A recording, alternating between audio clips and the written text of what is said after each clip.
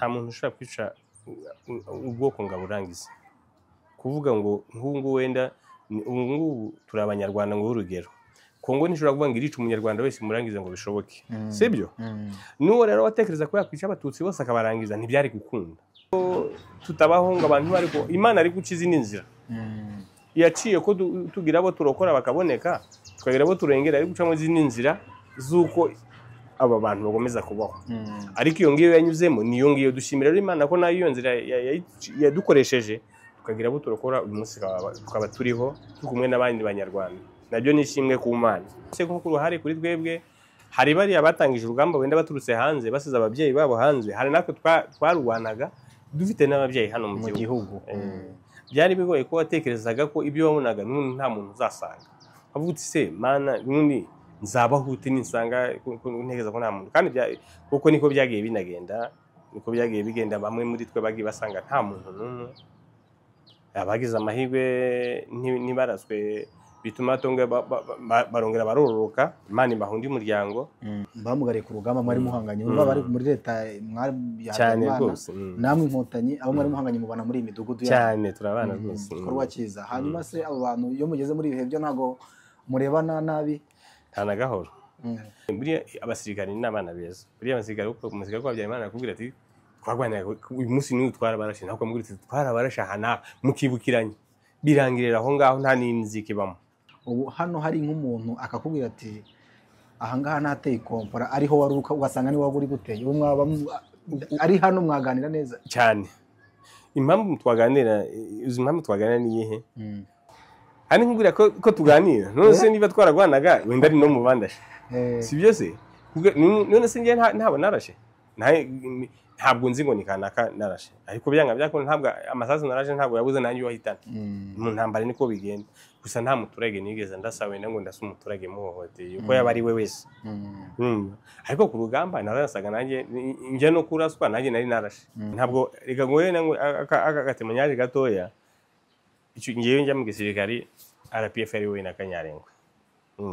Yari yaravuye hano mu Rwanda, yari numvaga ko yigeze kwivugira ko azabana n'umututsi ariko umusatsi wamize ngira ayo makuru urayazi. Hari barizinde bari abayobozi mu gisirikari, hari babiseruka, bose bari abayobozi mu gisirikari. Ngo hari wenda bakuru abatuye bo bari benshi. Undi iyo bahamagara barahamagara kuri tumukitaba moja turumwe. Nicyo bishatse kuvuga. Barahamagara kuri tumukitaba moja. Iyo bavuze rero iyo mwitagiye moja turumwe, umuntu arangiza kaminuza agahita ajya mu muzarendo muri Kongo, ari hano mu gihugu ntacyo abaye, ari busaba akazi agakora akagira gute. Urumva ko iya ideology ntabwo irabavamo. Nkatwe twamugereye ku rugamba ubona dufite agaciro, tukaba wicaye ahantu kumva ko ufite n'ishema ry'igihugu cyawe kuko gifite abakirinze. Uko buriya kugira ngo umuntu nkatwe agira agaciro, wishyeye mu igare ugende saa 7 z'ijoro mu muhanda widanduye ntawe ukuvugaho, nuko uri mu gihugu cyawe gifite agaciro. Ejo bundi hari umuntu wambajije ngo harya ngo nawe ngo wacitse ku icumu. Nabwo ngiye ntabwo nacitse ku icumu ryarampamije, kuko yarabimbajije kandi mbona mahitamo twari dufite. Nta mahitamo yo kuvuga ngo twari kongera, ntabwo kumvaga ko ngo uri kwica abantu twari yashigaje. Ubu rero ntabwo no gutekereza ibyo bintu n'umwanya ntiwabonekaga. Ntabwo uwo mwanya wabona kuko intambara n'ibihera mu gitondo kageza nimugoroba, uwo mwanya wari kukura hehe nko kujya gutekereza kwa mbere kwari gutekereza defense iri imbere yawe, naho ibyo kujya gutekereza ibindi byinshi ntabwo byabagaho. Ugatekereza uti ngize amahirwe nzasanga hari ukiriho, ngize amahirwe abaranga nabarokora. Ibyo ngibyo ndabasuhuje kandi mbahaye ikaze mwese tugiye kubana muri iki kiganiro. Reka mbifurize kumererwa neza aho murereye hose mu mpande enye zigize isi.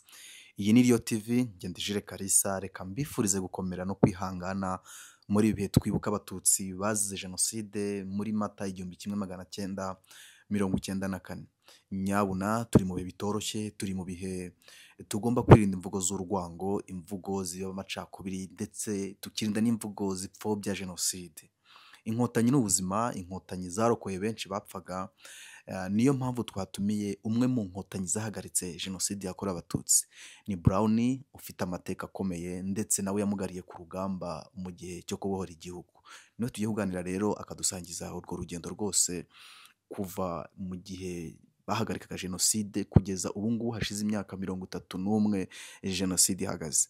Brown, tugwaye ikaze kuri Rio TV Rwanda. murakoze cyane. Amazina yanjye ni Mvunabandi Jotam, niyo niswa n'ababyeyi. Brown na Gasirino. Brown, turi mu bihe byo kwibuka abatutsi bapfuye mu 1994. Mwe nk'abasirikari bahagaritse jenoside, iyo mugeze muri iki gihe mwumva mumeze mute? Ni ibihe bigoye cyane, ni ibihe bigoye. Natwe turi nk'abandi banyarwanda bagizweho izo ngaruka. Byanga byakundi umuntu wese muri iki gihe ukunda igihugu uko waba umeze kose, muri bihe ntabwo ubuzima buba bumeze neza. Biba bitwibutsa abacu twabuze, biba bitwibutsa yewe n'abasirikari twari kumwe ku rugamba twagiye dusiga, abagiye bitanze bagasigara ku rugamba nk'uko byagomba kugenda. Ariko ni ibihe biba bitugoye, tuba tugowe cyane muri iyi minsi. Iyo iyi minsi isa naho twageze muri kuno kwezi kwa kane cyangwa se muri kino cyumweru, umusirikari hari ibihe ngira gusubiza inyuma, kibuka urugamba yarwanaga, kibuka aho yanyuraga hose, imirambo yahuraga nayo, ibyo byose usubiza amaso inyuma cyangwa umutima usubira inyuma kibuka bya bihe kamera nk'ubirimo neza. Urabona ubu ngubu kiriya gihe cyane cyane urabyibuka, byo ni ngombwa kuko hari ibyo twagiye tubona n'amaso. Ubu ngubu byongera gusubira ukabona ku mateleviziyo, ukabona ibintu byose wagiye unyuramo. Noneho ariko kubera wenda utafashe uwo mwanya wabaga nawe aho kanya ntiwigeze ugafata vuye ngiye kureba ibintu byose, ubu niho ubireba neza, ukibuka n'uburemere bwari buhari, ariko ukibuka ko hari unabirimo ubibona. N'abo bantu batanga ubuhamya wenda wagira n'amahirwe, hari n'abo usanga hari abo mwagiye muhura muri icyo gihe. Ariko muri ibi bihe bigoye byo ku kwezi kuratugora cyane, cyane nkatwe twabuburiyemo abacu. Twashaka kurengera abantu, ntibyadushoboye bamwe, abandi wenda harabarokotse, hari n'abandi twabuze. Ariko icyo gihe byose bikigarura yashusho. Kuno kwezi rero ntabwo aba ari kwiza kuri twebwe. Brown, ubundi impamvu nyamukuru, turasubira inyuma mu kwinjira mu gisirikare kwawe, ubundi impamvu nyamukuru yatumye winjira mu gisirikare, turashaka ngo igarukeho gatoya kugira ngo tuganire n'umuntu w'umusirikare kandi muri ibi bihe, ariko twumvire impamvu yatumye winjira mu gisirikare. Ntabwo twinjiye mu gisirikare ari ubushake nk'uko ubu ngubu wenda umuntu akinjiramo ari ubushake.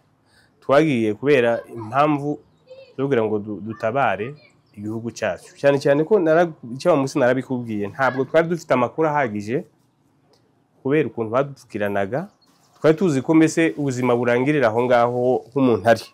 Ariko abaduhaye imbaraga zo kugira ngo tumenye ubwenge, tumenye ni babandi batwicaga buri munsi. Ntabwo twebwe jenoside yatangiye 94 ku bari batuye iwacu.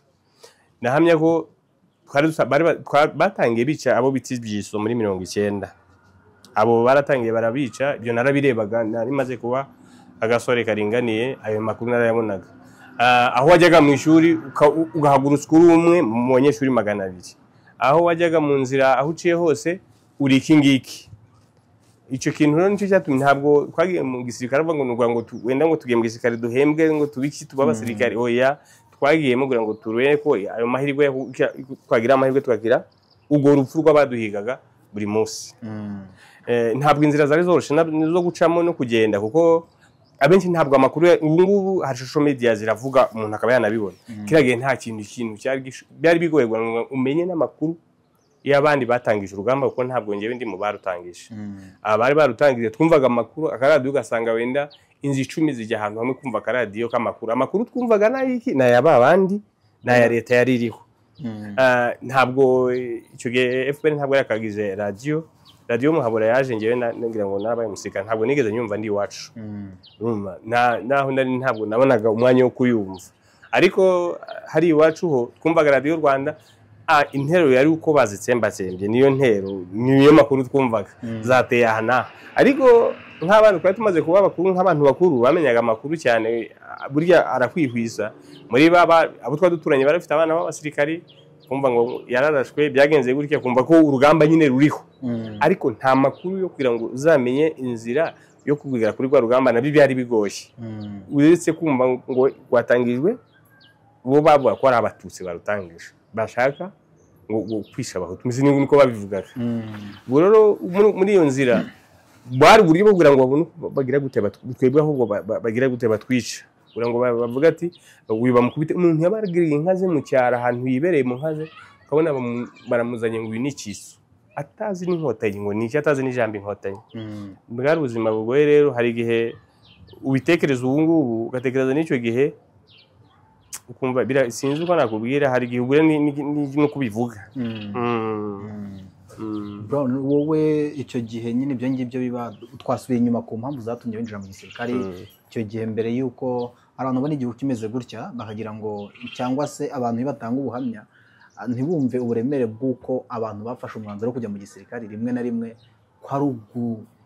nta bundi buryo bwari buhari kugira ngo barengere utotezwa ririho barengere bene barebe ko karengane kashira. Ariko abantu babumva ubwo buremere bw'ako karengane ntabwo babumva uburemere bwabyo. Mwebwe rero mwari mubirimo niyo mpamvu tuba dushaka gukorana ibiganiro namwe tuba dushaka kugira ngo mubivuge kugira ngo utabizi yumve ibyo ari byo. Iyo mwumvaga ngo inkotanyi ku maradiyo yarariho ya leta y'icyo gihe ngo radiyo Rwanda ubwo y'icyo gihe mwebwe nubwo mwumvaga ko hari abatutsi mwumvaga nta makuru mwari mufite ahagije ibyo leta babwiraga n'ibyo mwumvaga ko babavugaga nabi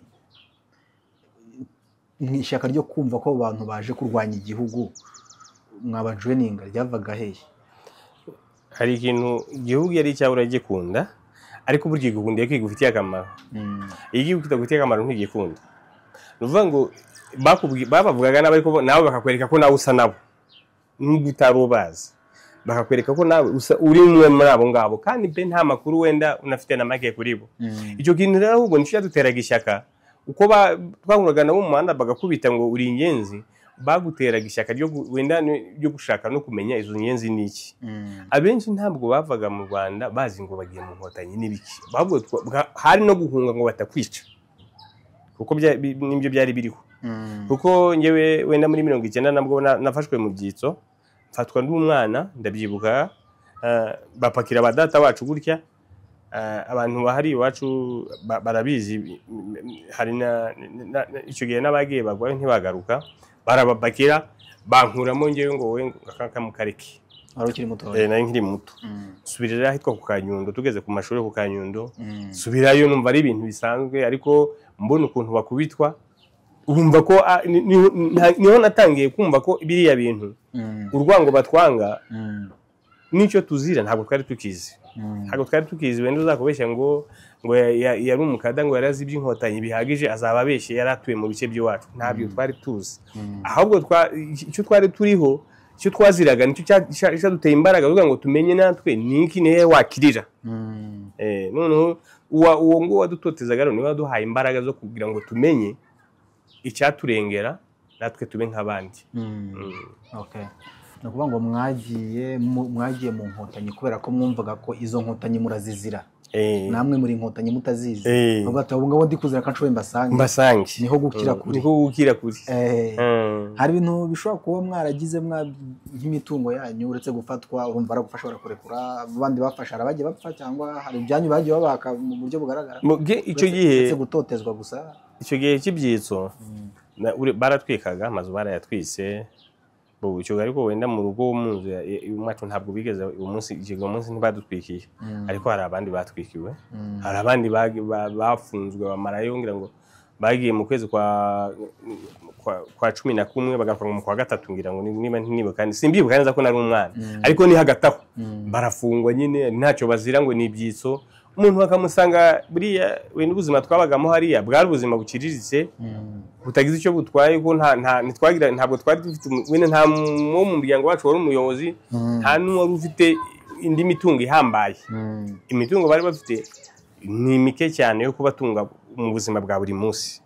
Wenda hariya rero bakaba bari abantu baborozi cyane wasanga buri wese wenda afite inka ze ebyiri ufite 3 gutyo ari mu nka ze bakajya bakamukuramo aho inka ze ziri bati twafashe icyitso bagafata intuza bakazana bino bitoyi by'amasasu buvuye kubanjura ngira ngo urabizi kubanjura kuzana amata y'inka ziri bagashyira mu cyansi ngo wari ukoreye amasasu uvuye kuzana amata eh bagahita bavuga ngo bagashyira mu cyansi amasasu, bakakubwira ngo ushyira hasi bagashyiramo igitoyi cy'intu ngo wari wikoreye amasasu, igitebo cy'amasasu, igitoyi cya kindi bararashishije isasu, igiporoporo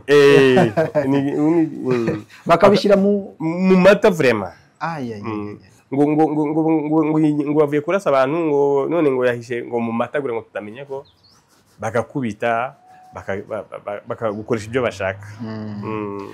Mwagiye mu gisirikare mubabaye mutishimye, hanyuma mugeze igihe mwinjiye mu gisirikare, wenda birabakundiye mu nzira zigoranye tutashatse gusubiramo ko aho wanyuze hose kugira ngo ugere mu nkotanyi, ibyo wenda ntitubigarukaho warabitubwiye ubushize. Ugeze mu gisirikare kugiye uvuga ngo igihugu nari ndimo cyanjye kiri kumpora ko ndi umututsi, none ngiye mu batutsi kandi bivuye gutyo muri nkotanyi. Wari ubabaye, ntabwo wari wishimye. Umaze kuba inkotanyi winjiye mu gihugu, waje ufite umutima umeze ute wo gushaka kuba abandi bakwirukanye wenda tugenda gutyo? Ideoloji yari iriho mbere yari uko umuntu utagomba kubana n'umututsi, ari bo babivuga. Natwe twaje, nanjye wenda ntarasobanukirwa ntaramenya iki, nanjye nagiye mu nkotanyi nzi ko ngiye kurwana n'iki, n'umuhutu. Ntabwo nagiye ntekereza ngo ngiye kurwanya akarengane n'iki, ahubwo nagiye ngiye kurwana n'iki kubera ibi bitekerezo byari bikirimo. Gusa ingeze kuri training nicyo kintu cya mbere babanje kudukuramo. Ntabwo muje kurwana n'umuntu, muje kurwana n'umuntu utuma mutabaho neza. Niko bababwiye kuri training, niko batubwiraga. Kuko n'ingoma barabimbajije, abakada barambajije ni iyihe ntego ujyanye, nabwiye ngiye kurwana n'abahutu. Kuko ntabwo numva ngo nari ngene ngifite bya bitekerezo byawo wundi wagize gute, wanyirukanye ho nkubita buri munsi, numva ko ari we ngiye kurwanya. Ariko tukigera abakada barabitwigishije, tugeze no kuri training barabitubwira ati rero ntabwo uwo kurwana nawe ni umwanzi w'igihugu, ntabwo ari umuhutu si umututsi siki. Kuko hano ntabwo tugira umuhutu ntitugira umututsi, twari bamwe pe kandi ntagaruka kubeshya. Twari ko muri RPF nta bwoko bw'abarimo wari no kumenya ko abantu bari bavuye hirya no hino, nicyo kintu bashaka no kucyumva. Ariko twebwe ko twera bya bitekerezo twavanye iwacu mu cyaro aho twabagana byatuvagamo uko bimaze iminsi, cyane cyane ko urumva naho mwabaga muri kuri training mwahuriraga n'abavuye muri Kongo, abavuye i Burundi, abavuye hirya no hino isi yose. Bikaba ngombwa rero ko hari n'abantu babaga batazi ibyo bintu, nk'abana bari bavuye za Kinshasa naye ntabwo bari bazi ibyo ngibyo. Wowe ariko kubera wakuriye muri ideology yabo mbi, bakwereka ko uri umuntu mubi, ukazira icyo utazi, wumvaga ngo wenda n'ubona umwanya nawe uzihimura. Nicyo kintu cyabaga kiri mu mitwe yacu. Ubundi se kuvuze ngo babavanagamo icyo kintu cya ideology muri kuri training, nta muntu wanabitekerezaga, mwari umwe. Ubundi kuri iyo training hari abato bari kandi kubera ko twari twese. Yesu umuntu wari yarahunze iki? Yari yarahunze iki tumajya kuri training? Ntabwo hari abahutu, urumva ntabwo reka ngo wenda akatemanyaje gatoya. Icyo ngiye njya mu gisirikari RPF ari we na Kanyarengwa. Yari yaravuye hano mu Rwanda, yari numvaga ko yigeze kwivugira ko azabana n'umututsi ariko umusatsi wamize ayo makuru urayazi. Urumva hari barizinde, bari abayobozi mu gisirikari, hari babiseruka, bose bari abayobozi mu gisirikari. Ngo hari wenda bakuru abatuye bo bari benshi. Kubera icyo gihe twari tubazi nabo, twagiye bumva ku maradiyo n'ibyo bagiye bakora n'iki byarumvikanaga. Numva rero kuri training tuhageze batubwiye ko undi iyo bahamagara barahamagara kuruta umukitaba moja turi umwe. Nicyo bishatse kuvuga, barahamagara kuruta umukitaba moja. Iyo bavuze rero iyo mwitagiye moja turi umwe, ntawe dutandukanye ahangaha. Rero icyo kintu cyavuyeho, ahubwo twumva ko twese turi kurwanira igihugu, tushaka kugikura mu maboko y'aba bandi batumye duhunga. Kandi n'abahutu harimo bari bamerewe nabi, ntabwo abantu ngo umuntu wari mu Rwanda wese icyo gihe yaramerewe neza. Nabo ntabwo bari bamerewe neza bose, kuko ni muri jenoside barapfuye, urabizi. Ntabwo ubwo urugendo rwo gutangira nk'umusirikare wamaze kubatizwa kamivuye gutyo, utangira urugamba rwa mbere cyangwa utangira kurwana, ntabwo wigeze utekereza kuba ahantu wabaye bwa mbere wowe n'abaturage mwari mubanye mute? Ubwo aho nari ndi habaga abaturage, uvuga ngo kiriya gihe twanganaga n'abasirikare ba Habyarimana bafite defense imbere yacu dufite, uvuga ngo abaturage bari bafite uburyo bwo kumva ngo niba inkotanyi zije barahungaga, none imbere bakaba baporotejwe n'abasirikare ba Habyarimana bakajya inyuma, twe tukaba hafi. Rero abo twagwanaga nabo n'abasirikare ba Habyarimana bakaba bafite defense imbere yacu, natwe dufite gutya aribo turebana. Hagati yacu ntabwo, hagati y'amadefense yombi nta muturage wabagamo, ntabwo byari gushoboka. Nta hantu se mwigeze muhura n'abaturage? Abaturage wenda twahuye nabo nko gitero cyiswe iya munani. Ni gitero bisi ya munani 93 mu kwezi kwa kabiri. Nicyo gitero cyishyuwe munani, cyo gitero ngirago cyabaye na kirekire kigera hano, bamwe bageze kuri base, abandi twe twari mu bice byerekeye mu Mutara, twazangarama. Icyo gitero niho twatangiye guhura n'abaturage, kuko icyo gihe habaye icyo bita zone tampo, abasigaye bajya kure cyane, natwe dusigara hasigara hagati, hasigaramo abaturage. Icyo gihe rero abaturage warababonaga. Kucita ya munani no kubera iki? Yari itariki ya munani? Ni ya munani. Ni itariki gusa cyangwa cyari gifite na mission yindi? Oya, ni itariki ya munani. Ariko kubera mu gisirikare hari ibintu bagira bigenda bibutsa ikintu, basize igitero cya munani, ni cya munani mbese yuko kabiri. Hanyuma indege ya Habyarimana yahanutse muri Senate. Ni nabwo jenoside yari itangiye. Wowe jenoside yatangiye uri mu gihugu, noneho uri i Kigali. Hari abantu bagendaga bahungiraho kiriya gihe cya jenoside.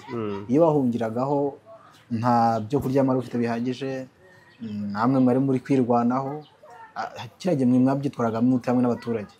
Mu by'ukuri nawe uri umuntu kungana gutyo, maze urabona uwo muntu atekereza, iyo ni inzira yari igoye.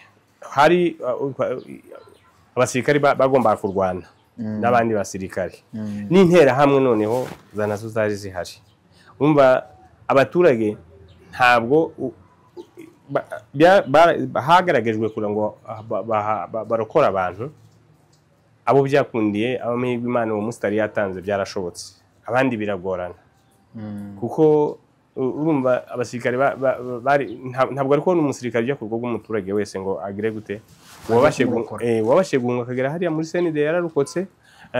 Hari n'abo bagiye bakura hirya no hino, bakabazana babashyiraga hariya ku ruganda rw'isukari Kabuye, niho babaga bari umuhanda umaze kuboneka bakomereza ibyumba. Byanzira igoye kuko warwanaga kugira ngo aho uri kurwana n'umusirikare ukurasa ukabona n'umuturage bari gutema, byari ibintu bigoye, ntabwo byari ibintu byoroshye. Ni ishusho n'umuntu atatifuza no kongera gutekereza cyane, kuko yari mbi. Ariko byanga byakunda, ni ubuzima bwacu tugomba kubamo, kandi tukadusubira no muri ayo mateka, kuko nta bandi bazayavuga. Uva muri Senede ahantu wagiye, nakubajije ubushize, hamwe mu hantu hakugarukamo iyo wibutse ko urugamba warwanye no kubohora abaturage cyangwa se no kubohora abatutsi bicwaga, umbwira Kicukiro. Kicukiro niho hantu wahuye? Ntabwo ariho gusa, nashaka kugaruka aho hantu wagiye, washobora kuba warahuye n'ibintu bidasanzwe cyangwa n'ubwicanyi budasanzwe, ahantu hakugarukamo kenshi. Uko ubona Kigali yose yari izungurutswe n'interahamwe, nta nubwo ari njyewe wazungurutse Kigali wenda ngo ntabara ahantu hose. Buri musirikare, hari abasirikare benshi bari aho bagiye bagera, ntabwo wenda wari uri Nyamirambo ari wari uri kuri Jari, ntabwo wari uri kuri Jari ari we wari uri ku Gisozi. Aho hose n'ahantu hagiye habera ubwo bwicanyi, niho abasirikare bacu mbese basa naho batangiriye. Na hariya hano kwa Barando, hano kuri stade, gukomeza hano kuri Mironko, gukomeza biriya bice byose. Nuvuga rero kiriya gihe umuntu wese wari mu musirikare mu Nkotanyi afite ibyo yahuye nabyo kiriya gihe. No gutabara, hari abatabawe, urabibona bizi ibyo byarabaye, hari n'abandi wasanga barangije kwisha. Nta nubwo byari byoroshye kuvuga ngo ugiye gutabara, kuko nta n'inzira yari hari kujya gutabara. Ni ukuvuga ngo gutabara kwari guca mu masasu ukajya gutabara umuntu, kandi nawe uri buraswe, kuko ntabwo twari dufite force zihagije zo kuvuga ngo buryo ngo izazirwanira izindi zigiye gutabara, byari bigoye. Ni ukuvuga ngo uwagiraga amahirwe yatugwagaho, uwo akaba arakize, yavuye he mu menyo ya Rubamba. Aho ngaho habaga hari, kuko n'abasigaye Habyarimana barakoze urukuta rubuza aba bantu kugira ngo bagere kuri twebwe babohorwe. Nuvuga ngo mwebwe wabageragaho niwe wabaga yarokotse? Niwe wabaga yarokotse. Ariko mwe ntimwari muzi ngo turajya aha ngaha gutabara abantu hanaha?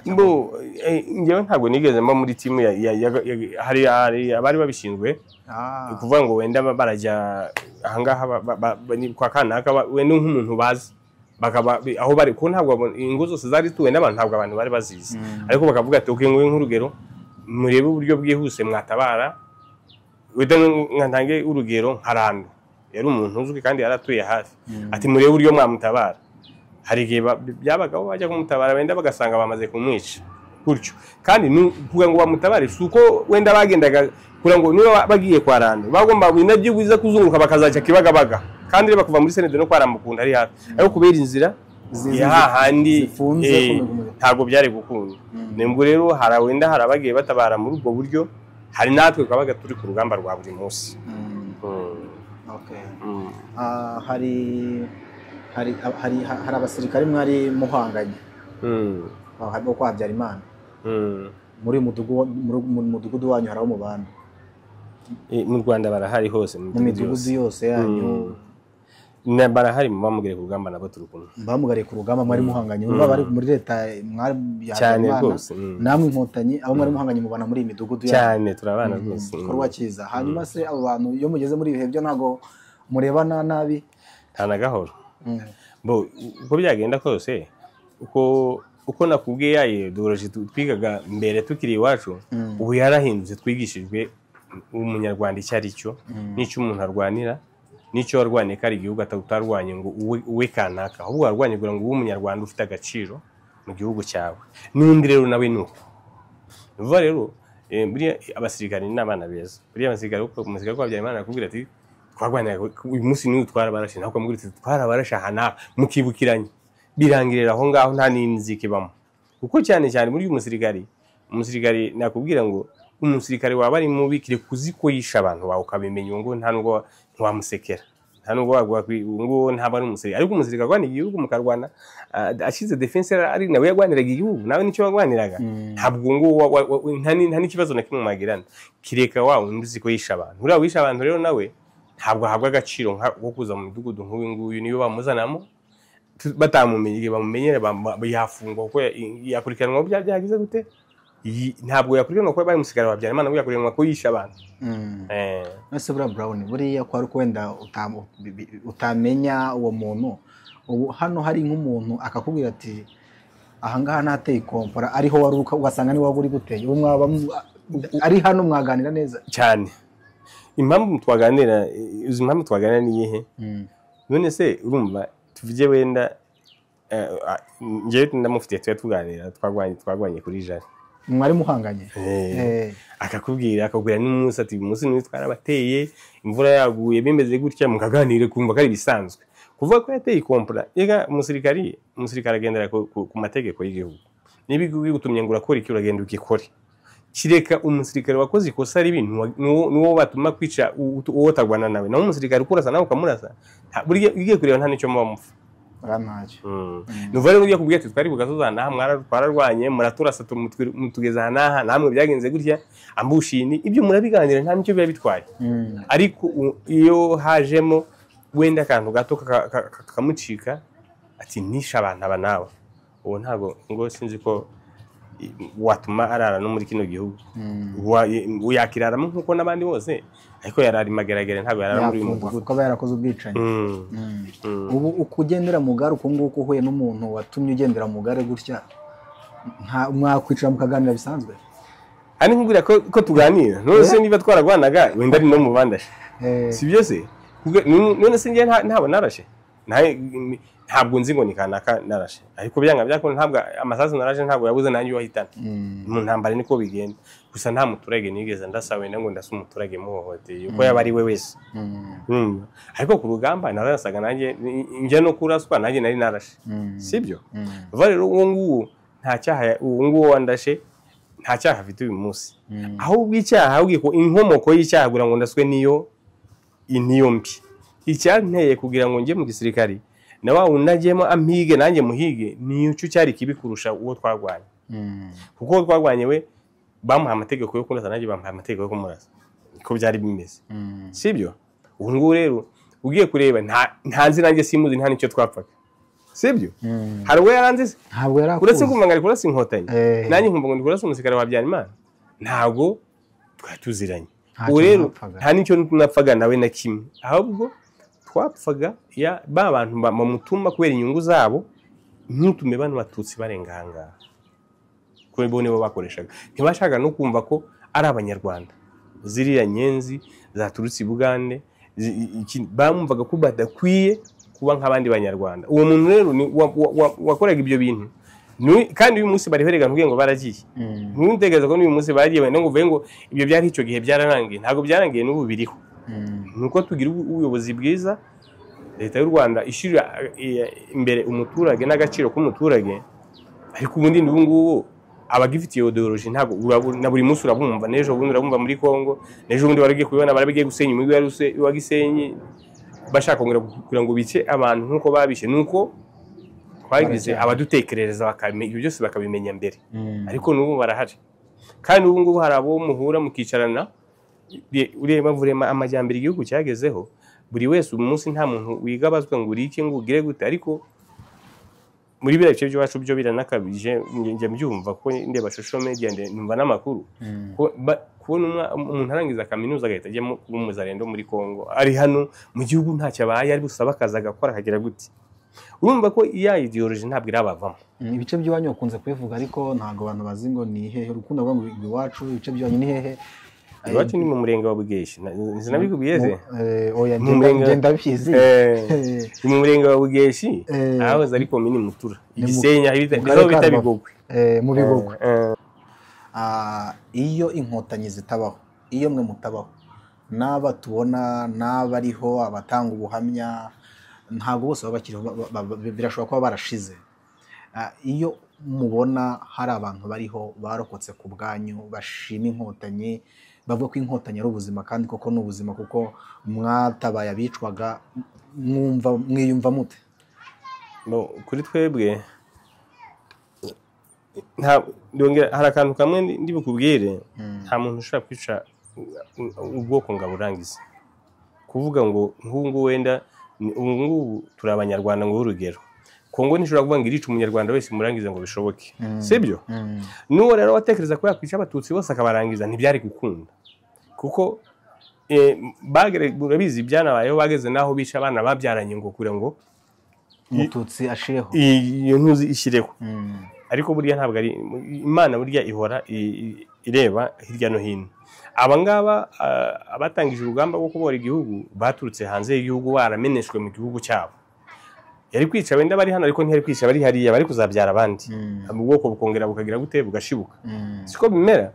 N'ubwo rero ibi byose wenda nge navuga ngo Imana yari ibizi. Mbere na mbere ntekereza ku bantu babagabo batangije no rugamba, buriya ni intwari bajya banashimwa cyane. Ni intwari kuko bigomwe byinshi mu byo mu buzima, ntabwo bakunze kubaho kwabo gusa, bakunze kubaho kw'igihugu kandi bifite akamaro. Nuvuga ngo ibi ngibi byo gutekereza wenda ngo iyo tutabaho ngo abantu ariko Imana ari gukiza n'inzira yaciye ko tugira abo turokora bakaboneka, tukagira abo turengera, ari gucamo izindi nzira z'uko aba bantu bagomeza kubaho.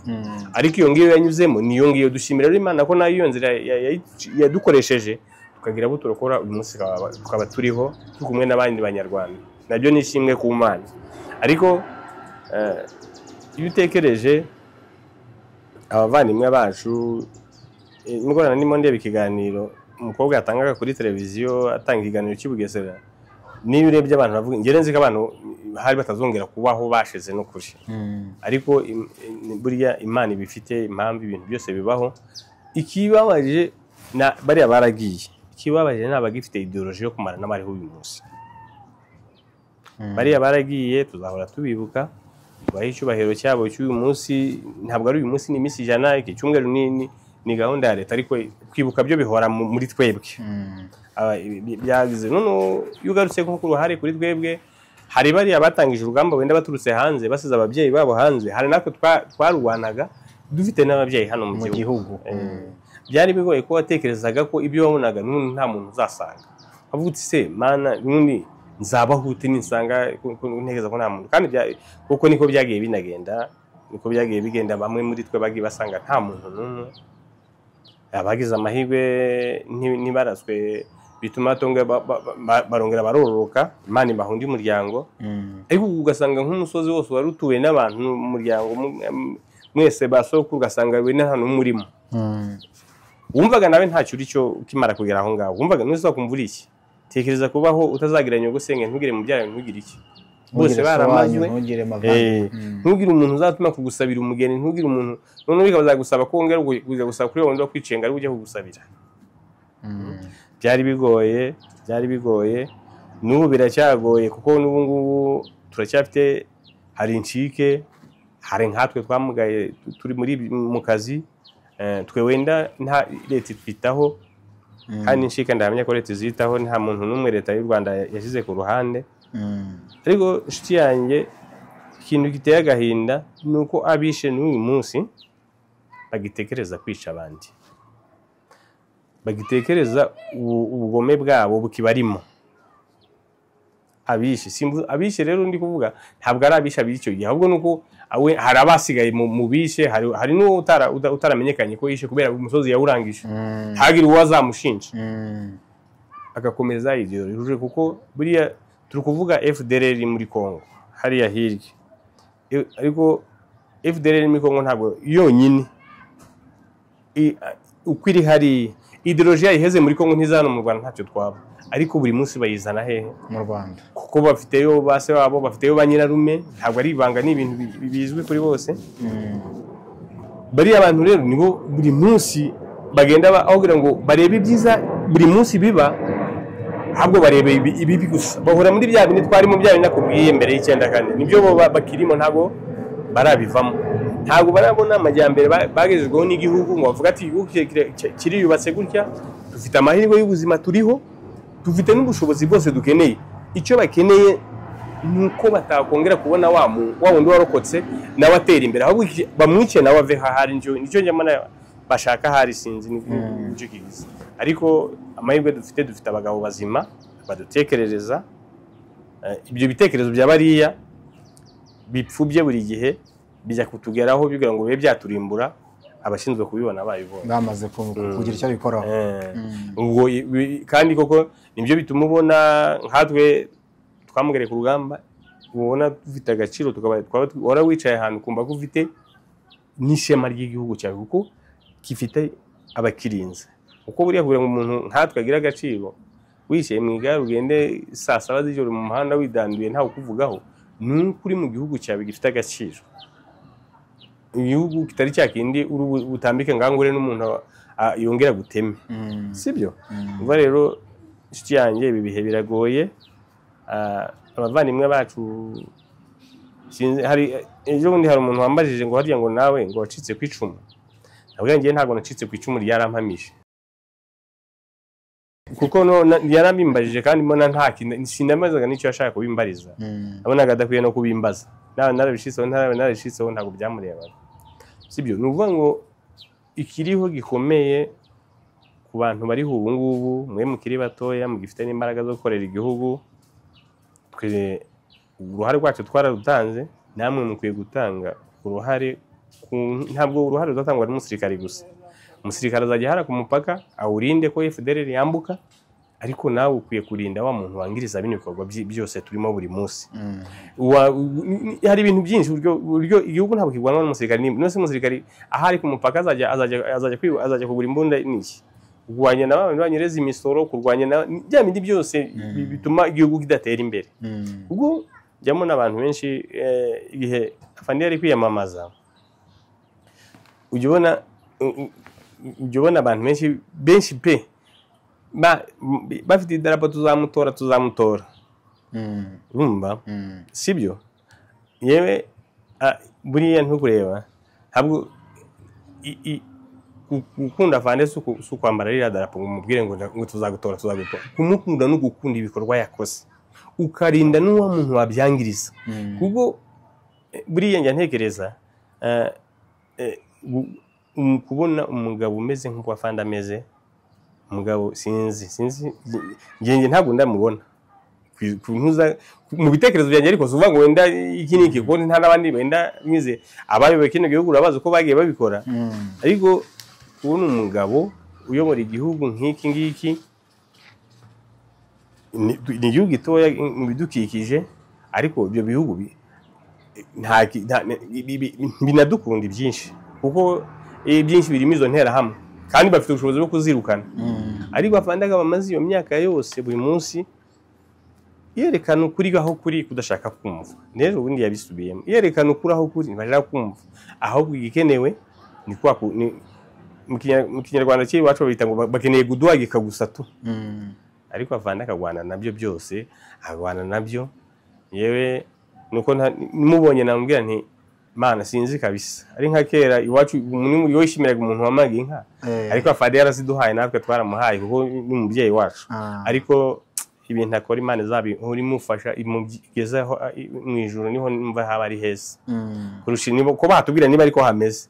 Ararikwiye n'ukuri, Imana izamwereje n'ukuri pe. Bro, ku byo nakubazaga mu kanya, imbaraga mwazikuraga he rero? Imbaraga zo kuba muri kurwana, abantu bari muri kurwana, first of all muri kurwana n'abasirikari, muri gutabara bari gupfa, muri kunyura mu mirambo, muri kunyura mu maraso y'abantu, muri kindi kigeretseho uri kurwana ariko gutekereza wowe uri i Kigali, iwanyu ni Gisenyi, urabona intera irimo, uri no gutekereza se nzagera hariya mu rugo, nzagera mu gace k'iwacu, abiwacu batarashize. Niba ndi kubona abantu bandikira bameze gutya, barashize, barapfuye gutya, aho ndi kujyaho haraho nzarokora. Izo mbaraga mwazikuraga zo gukomeza kuba muri guhura n'abari kwicwa muri ubwo buryo, mugatekereza n'imiryango yanyu, mugakomeza kandi mugira imbaraga zo kwavanza, mwazikuraga he? Reka nkubwire, wenda nubwo natwe twari dufite ababyeyi dusize mu Rwanda, n'abandi barabavuye hirya no hino, ntawe utari ufite umuvandimwe mu Rwanda, nta n'umwe. Mu nkomenya bose bari ku rugamba rwo kubohora igihugu, buri wese yari afite umuvandimwe mu Rwanda, kandi ntawe wifuzaga ko yakwicwa, buri wese yumvaga yatabara. Kandi gutabara burya umusirikari, abasirikare bagira gahunda, ntabwo ari ibintu byo kuvuga ngo mu gitondo ngo ndabyutse ngo kubera iwacu ari Gisenyi ngo mfashe imbunda ngiye kurwanira iwacu. Oya, mugira gahunda, buri nta n'umusirikare ugenda n'umwe. Ni ukuvuga ngo icyaduhaga imbaraga ni uko twumvaga icyo bintu tugomba kubihagarika, kugira ngo nta yandi mahitamo twari dufite. Nta mahitamo yo kuvuga ngo twari kongera, ntabwo twumvaga ko ngo uri kwica abantu nta twari yasigaje. Ubu rero ntabwo no gutekereza ibyo bintu n'uwo mwanya ntiwabonekaga, ntabwo uwo mwanya wabona, kuko intambara n'ibihera mu gitondo ikageza nimugoroba, uwo mwanya wari kukura hehe nko kujya gutekereza kwa mbere kwari gutekereza defense iri imbere yawe, naho ibyo kujya gutekereza ibindi byinshi ntabwo byabagaho. Ugatekereza uti ngize amahirwe nzasanga hari ukiriho, ngize amahirwe abaranga ni abarokora. Ibyo ngibyo nibyo abantu babaga barimo, nta bindi. Naho ibyo kwita ngo wenda ngo iwacu ngo naha ngo reka wenda ngo ukabwira nka fane ngo wampaye abasirikare tukajyana, ntabwo byari bukunde, kuko nta naho mwari guca. Kandi ndakubwiye ngo buri musirikare wese, yaba wari ufite umubyeyi mu Rwanda, ariko n'abari bavuye hanze bari bafite imiryango hano myinshi, kuko cyane cyane niho bose niho bavuka, ni hariho iwabo. Buriya ushobora kuba warahunze igihugu uba hanze, ariko wenda Nyogosenge ari hano, so wanyu ari hano, mubyara wawe gutyo bari mu gihugu, bari mu gihugu. Niho se hari abavandimwe barenze abo ntabo. Imbaraga rero twanazikuraga ku bayobozi bacu, twagira abayobozi bagira ishyaka cyane, bagira ishyaka, batatumaga n'ibyo bintu. Twebwe iyo uri umusirikari muto, ikintu cyose ukoze ni amabwiriza y'umuyobozi wawe, icyo usabwa ni ukuyakora neza. Ntabwo mu gitondo bakakubwira ati okay, mwarashe defense yavuyemo, mutegereze turababwira icyo gukurikira. Ubwo ukuyoboye nawe arabaza undi muyoboye gutyo n'undi muyoboye, kugeza bigeze kwa mwenyewe bagatanga irindi tegeko ry'ibindi muri bukore. Ubwo hari n'igihe mushobora kuvuga uti ko turi ku kibuga cy'indege Masaka hari kwicwa abantu benshi, twagiye akabwira ati se mwe muretse mbaze, kuko wenda Masaka ngo mugere Masaka hari igico kiri hano ku Murindi, murahagera mute? Hari shokora ambushe abateze. Ibi byose rero nk'umusirikari muto wowe ntiwabitekereza, ariko abakuru barabigutekereza, bo babizi. Niyo mpamvu mu gisirikari habaho komanda, ataruvuga ngo buri wese aravuga ibye. Brown, ubu tuvugana uri mu igare, wamugariye ku rugamba. Nibyo twavugaga ku buzima bwa none bw'ibihe turimo, wowe iyo ureba uko umeze uku nguku kubera urugamba warwanye, kubera ubusore bwawe watanze, kubera imbaraga zawe watanze, kubera ishyaka n'urukundo wagize byo gukunda igihugu, ukaba waramugaye, ese ubu ngubu ntabwo ujya bicara, iyo wicaye ukareba uko umeze uku nguku, ni ishema cyangwa hari igihe ubabazwa n'uko umeze uku nguku? nakubwiye wa munsi narakubwiye ngo nta munsi n'umwe njya nishyuza, nakubwiye nta munsi n'umwe njya nishyuza ngo namugaye ndi ku rugamba rwo kubohora igihugu. Nk'uko n'uyu munsi uwaba ari ku nkiko z'igihugu akagira ikibazo ntajya mbabaza, kuko aba yazize ukuri. Rero kuvuga ngo wenda narakubwiye nari kubabazwa nuko icyo nagwaniye kitabonetse. Nagwaniye igihugu kugira ngo kigire umutekano, ntabwo twagwanye ngo umuntu wese yuzuze mu nda ye, ntabwo ari icyo ngicyo, barabitubwiraga buri munsi. Mvuga ngo umuntu twagwanye kugira ngo tugwanye bya bitekerezo bibi byari muri bariya bantu, tubahindure ko kuba nkabo. Ubu rero icyinshi nubwo ndi mu igare gutya, ni mu gihugu cyanjye, ntawe umuhohotera, ibyangombwa bigenerwa umuntu wese umunyarwanda bingeraho, ntacyo mpejweho. Ubwo rero nicyo gihe ibyo byonyine numva ko ari agaciro. Kumugana nakubwiye n'umuntu yanyura hano mu muhanda imodoka ikamugonga, barahari ahubwo benshi, ariko njye ntabwo ndi muri abo, njye nasiwe ku rugamba. Ni urugamba rwo kubohora igihugu, kurengera abanyarwanda. Icyo rero numva ari ishema kuri njyewe. Yego, nanjye nkubajije nkubaza ngo mbe ni ishema, mu by'ukuri ni ishema, nanjye ndabizi ko ari ishema kuba umeze uku nguku, ari uko wabohoye igihugu, ari uko watabaye, ukaba waramugariye ku rugamba ariko ugakiza benshi, amagara ya benshi. Ni ubwitange budasanzwe. Iteka umuntu yibuka abantu be, nta gihe umuntu atabibuka, ariko iyo tugeze muri ibi bihe byo abantu bisa naho bibaye bishyashya, n'abantu bari mu bihe nk'ibyo ngibyo byababereye bishyashya, n'amahe magambo ushobora kubabwira mu gihugu? Ni ukuvuga ngo uko byagenda kose, umuntu wese utekereza kandi wagizwe ingaruka n'iki kintu, buri kuno kwezi kumubera gushyashya, kuko kumugarura muri bya bihe. Icyo rero namubwira ni uko yaharanira kurwanya ikitazongera, kugira ngo umwana azabyara n'uzamukomokaho atazongera guhura n'ikibazo nk'iki, nawe ngo azajye ahora yibuka umuryango we yarawubuze, ahubwo bazibuka abo twabuze tukarangiriza kuri abo ngabo, ntagire umunyarwanda uzongera kwica undi. Ubwo icyo rero birasaba buri wese imbaraga ze, kumva agaciro k'igihugu, kumva ko umuntu ari nk'undi mu gihugu, ukumva ko inyungu zose z'igihugu nawe zikureba. Ntube wasanga umuntu ari kwangiriza ikintu, umwana wawe nagenda muri Kongo ngo wishime. Ye numvise ejo bundi abantu bari kuvuga ngo urabona FDLR ejo bundi yari yafashe umugambi, yateye ibisasu Rubavu, bari bafashe umugambi wo kurasa mu Rwanda, kurasa u Rwanda, kurasa cyane no kurasa Kigali. Uri hano, umwana wawe ari hariya, urishimye ngo urategereje ngo azaza kubohora. Uboshwe nande mu by'ukuri?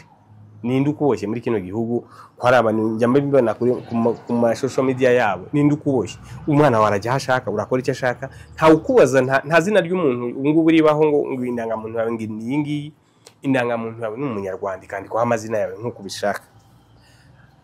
Ariko nuvuga ngo iyaba twagiraga amahirwe, iyo ngengabitekerezo igahera hariya hakurya, uwitwa umunyarwanda akamenya ko ari umunyarwanda, agakorera igihugu, akishimira ibyiza igihugu kirimo. Nicyo kintu icyo nabwira umuntu wese rero muzima, yaba warokotse yaba utararokotse, wenda wari uri mu gihugu nawe, yaha agaciro uwarokotse jenoside, akumva ko ibyo bintu bidakwiye no kongera kubaho.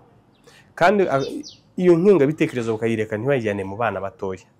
Ibyo bikarangirana, wenda twagira amahirwe generasiyo yabyo ikazahangirana n'ikinyejana tuzaba turimo, ariko abana ntibazakurane ibyo mitekerereze. Ariko bamwe muri twebwe abanyarwanda turacyafite ingengabitekerezo irenze. Turi no mu gihugu hano, buriya ari hariya hanze ubwacu abanyarwanda dukundanye, mu gihugu tugashyira hamwe, n'aba abanyamahanga ntacyo badutwara.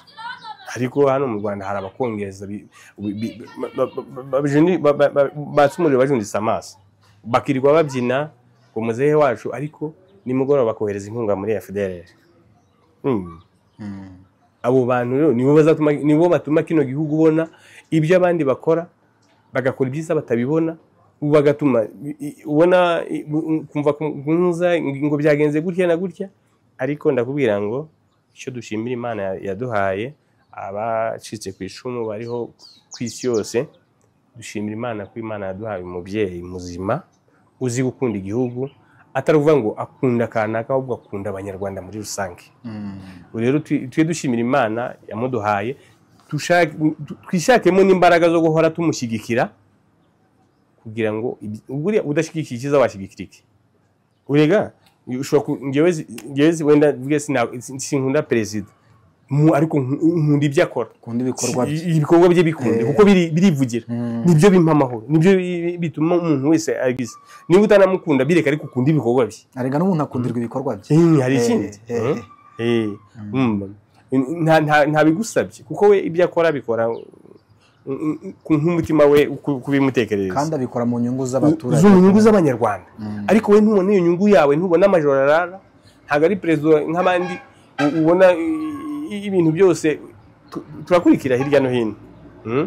Iyo ndi kumva ahantu perezida avuga ngo yagiye kugura esansi ngo n'abaturage be ngo ya forode, ibyo afande ibyo bintu wabimwumvamo? Oya, ntabwo bishoboka. Nonse ko tutishimira icyo kirezi dufite uyu munsi, umuntu arakora icyo ashaka, ntawe ukuvugaho.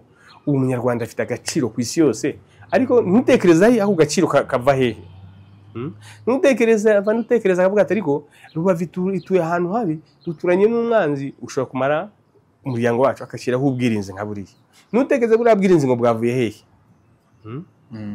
Ahubwo iki ni ikintu naravuze, naho nagira nkanywa fanta ntumbe IBM uzaba ugowe. Niwo musanzu ibyo nakoraga wenda umusimba ishoboye, ariko ibyo ngibyo nabyo nabikora, kuko namaze kubona ko imbaraga z'igihugu n'abaturage bacyo.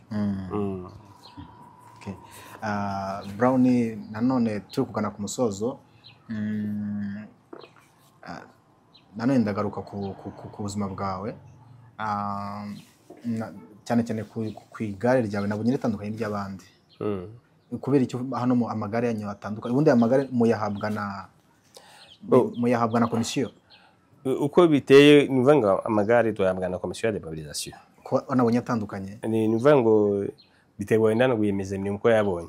Harayo wenda uri kubona ameze gutya, hari n'andi ya moteri. Hari ya moteri, hari uwagize ubushobozi akaryigurira, uwo nguwo wararigura. Hari uwagize abavandimwe bakarimuha. Ariko muri rusange amagare asanzwe tuyagenerwa na komisiyo ya demobilisation.